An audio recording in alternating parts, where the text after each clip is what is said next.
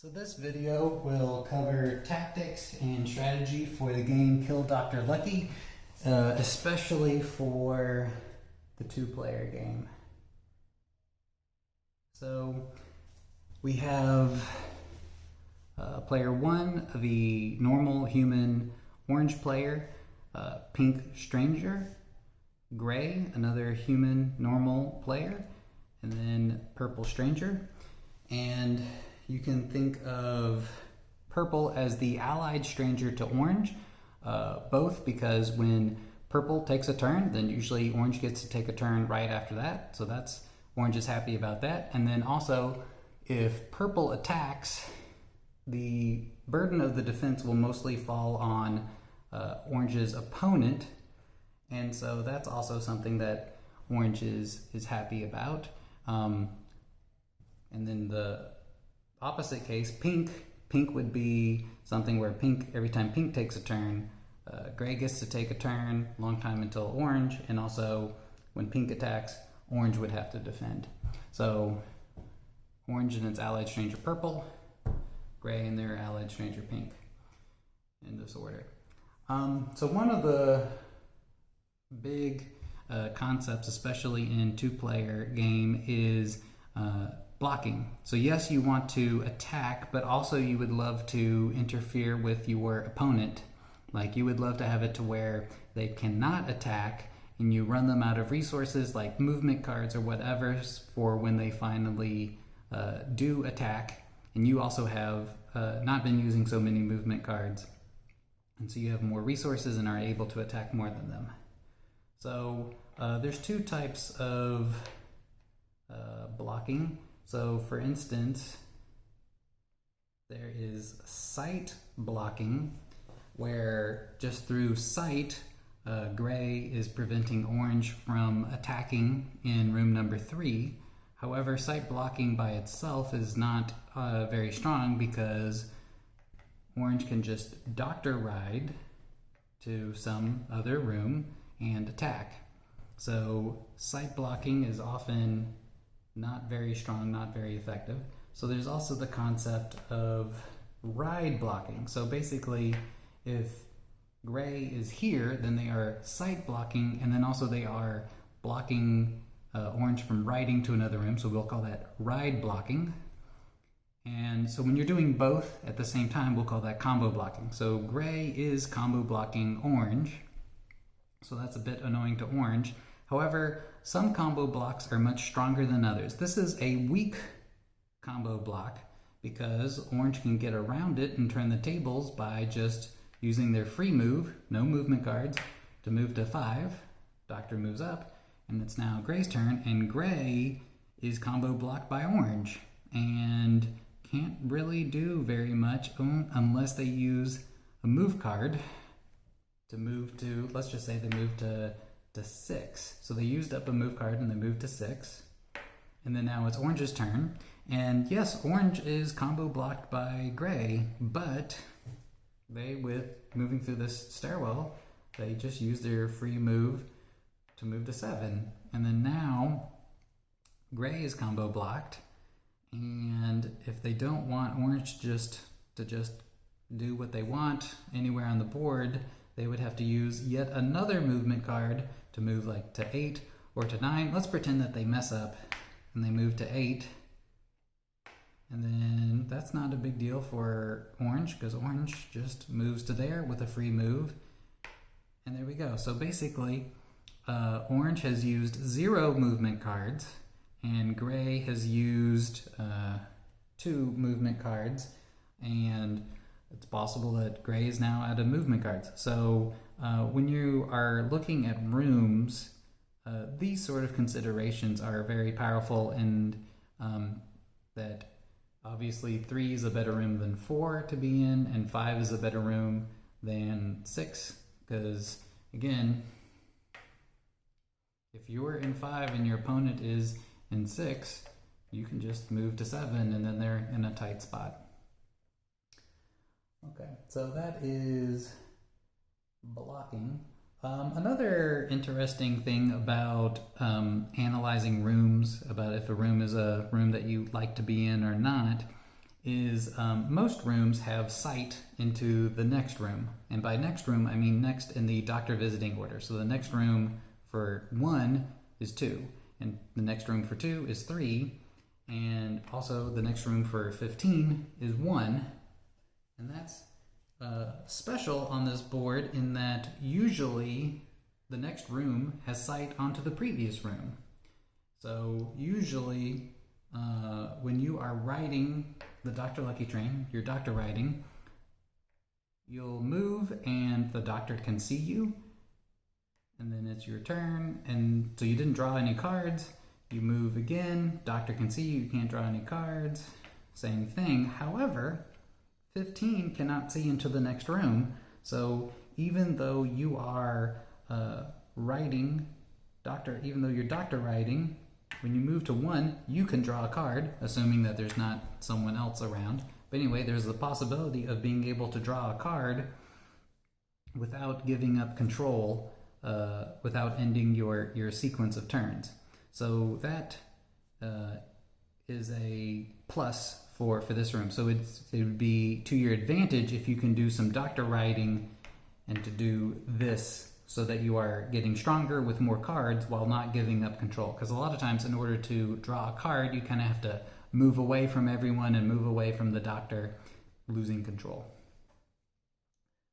Also, when it comes to combo blocking, there are some consequences. So for instance here, let's imagine that if orange attacks one more time, gray will lose the game. Gray is now in a tight spot because if gray stays here or moves here to sight block orange, then orange will just doctor ride and do an attack. That's not anything new. The thing that is that's new is that if gray moves to 15's next room, usually that's enough to combo block, but because 1 and 15 can't see each other, it is actually not a combo block, and orange can attack even though you're in the next room. And this has more consequences for multiplayer games with no strangers, but it also has consequences for 2-player games. All right. The next thing is bounce attacks. So in a 2-player game, it is possible to use strangers such that you attack multiple times without your opponent getting a turn anywhere in there, where you attack and you and your stranger are taking turns, and then you get to attack again, and your opponent hasn't been able to do anything, a single turn. So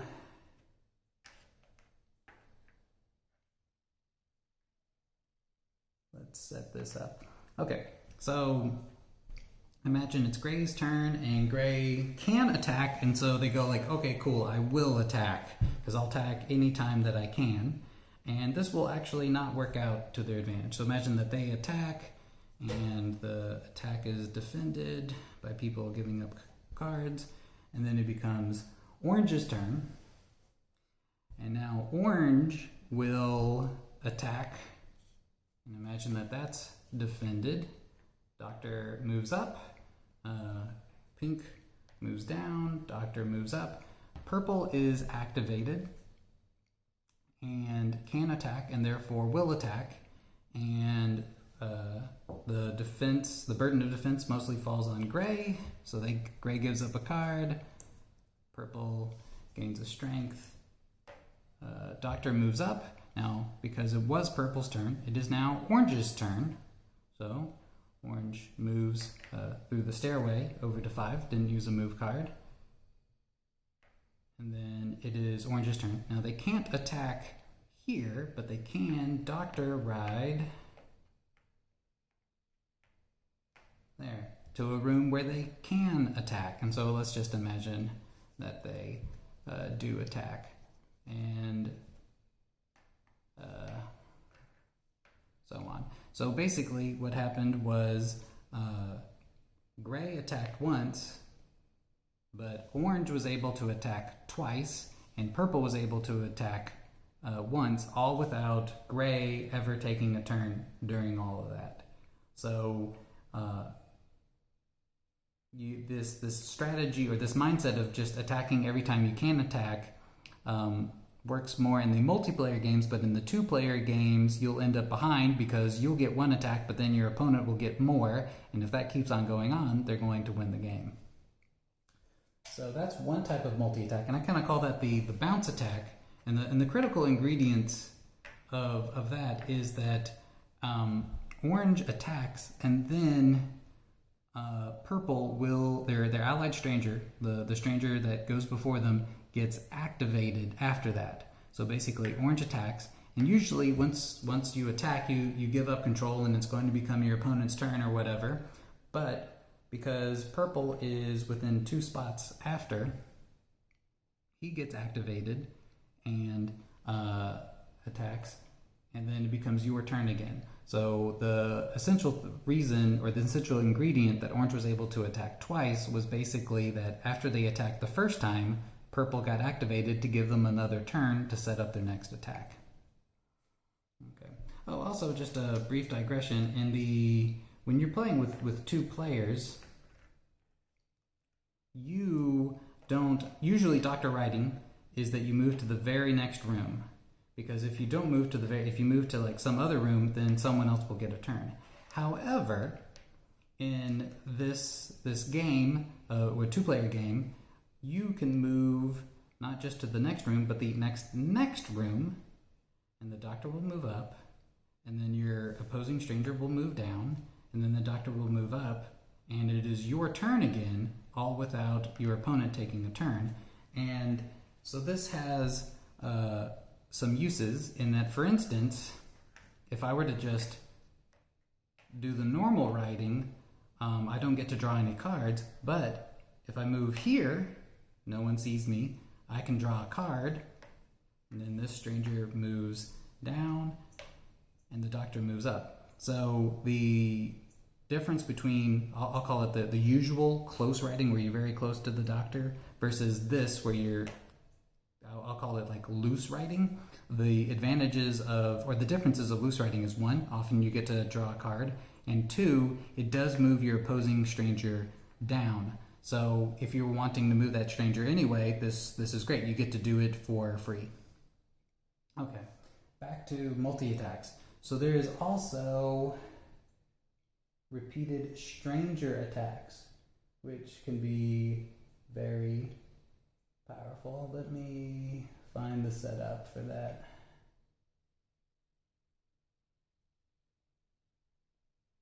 Okay, well here I'll just make one. So imagine purple is there, and all these guys are here. Actually, imagine purple is here. So imagine it is orange's turn, and orange could use their turn to move to room number 3 and get activated and do stuff. But let's do a repeated stranger attack where it's orange's turn, orange moves purple to here. And so the doctor moves up, and purple attacks. And it's defended, and doctor moves up, and it's now orange's turn. Well, orange can use their free move to move purple stranger there. Doctor moves up, activates. Purple stranger can attack and therefore will attack, and then the defense mostly falls on gray. Okay, doctor moves up, and it's orange's turn again. And hey, heck, with 1 move,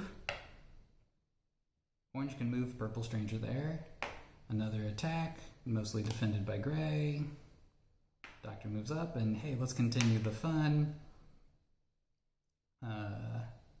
Doctor moves up, purple attacks, and oh boy, gray is getting weak, and doctor moves up, and now orange can move, and then they get activated. And so what was useful about this stranger attack was that it weakened our opponent quite significantly, and also it could turn a loss into a tie. Like imagine that orange is very behind, and imagine the next time that gray attacks, gray's going to win, but then they're able to get purple to attack 1, 2, 3, 4, 4 times in a row with strengths of 1, 2, 3, 4.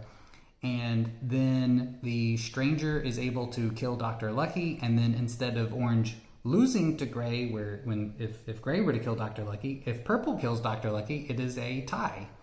So you can turn a loss into a tie, but also you can just use this to weaken your opponent, where imagine your opponent has to give up move cards from the defending.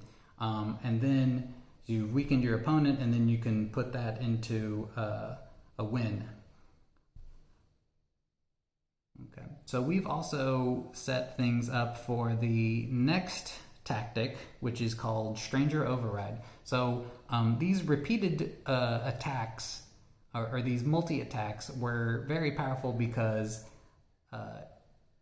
you were able to do them without your opponent taking a single turn in there. So it would be really cool if we can kind of continue to do this and skip that opponent's turn even when the doctor moves to their room, because these attacks, the repeated stranger attack, the bounce attack, they're kind of limited by when the doctor kind of reaches back to the opponent, and then if the opponent gets activated, then they get to do stuff. So it would be really cool if we could have it to where we just skip the opponent's turn even when the doctor moves to the room. So we've already set it up in this case.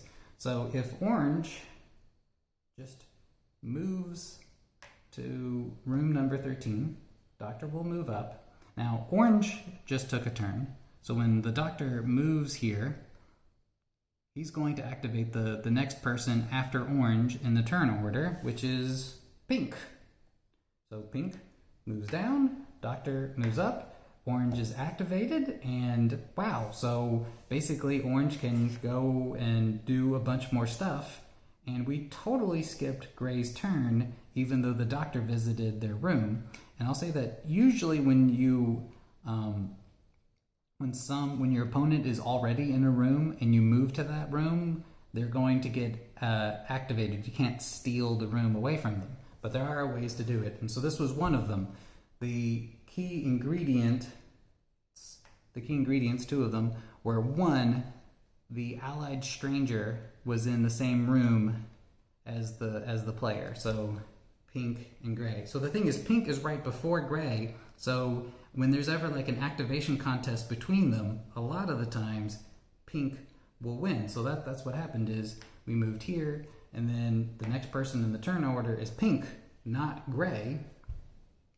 And then the other big ingredient of this was that orange was right afterwards to get activated. So the thing is, if instead orange had just stayed where he was and the doctor moved up, pink moved down, and it would be gray's turn, and then gray could go like this and start doing doctor writing. So if you're not here afterwards, or you're not in the room after them, then you kind of just delay their turn. But if you have it to where you move to after them, then you will get activated and you won't delay their turn. You'll completely steal their turn. Now, it doesn't always have to be yourself. It could have been, like, imagine that for orange's turn, orange moves purple down here, and so the doctor moves up, pink gets activated, and then the doctor moves up, purple gets activated, moves down, and then now it is orange's turn, and orange can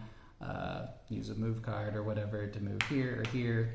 Anyway, so for a stranger override, again, the big ingredient is that your opponent and their allied stranger are in the same room, and that you are also able to get right behind them, either you or your allied stranger. So that's a stranger override.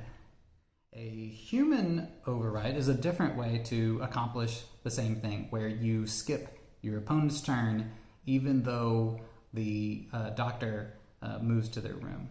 So one way to, let's see, human override. So imagine it is orange's turn. And so orange moves purple here.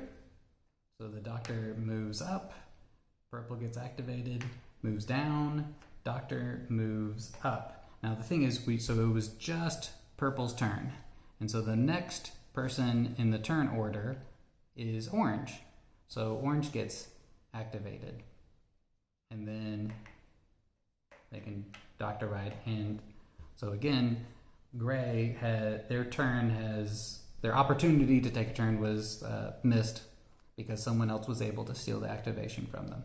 So that is a human override. The two ingredients are you are in the same room as your opponent, and also your allied stranger is in the room right before both of you, so that this stranger gets activated.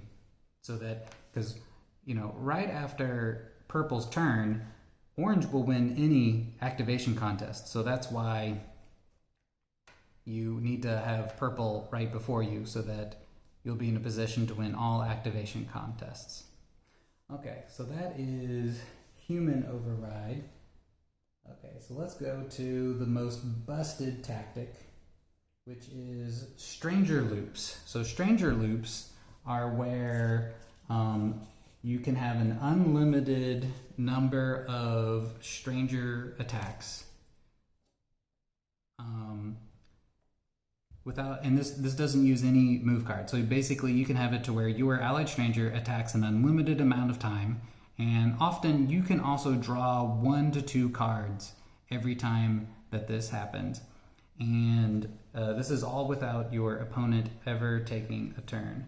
So I believe the setup is like this. Okay, so what's going to happen is purple is going to be able to attack each time that I loop through the board, that the doctor loops through the board. And also orange will be able to draw 2 cards every time there's a loop through the board. And gray will never take a turn. Okay, so orange moves to here. And so this is a stranger override so that we skip our opponent's turn. So pink activated, pink moves down, orange is activated, and we're riding. And then we do this and we draw 1 card because no one can see us. Move here. And then we move all the way to here, and we're doing it through the stairway, so there's no move card. And hey, guess what? No one can see us. So this is our second draw for this loop. Okay, doctor moves up, activates purple. Purple can attack and therefore will attack. And we'll imagine that gray has to give up this card to defend. And then the doctor moves up, and now it is orange's turn. Now orange is in a good position because they don't have to use up a free move point to get activated by Dr. Lucky soon, because they're already in the right spot for that. So they are going to use, orange is going to use their free move to move pink back to here. And this sets up the next stranger override. So now doctor moves up, and so we do doctor riding, and then we repeat. We go to here.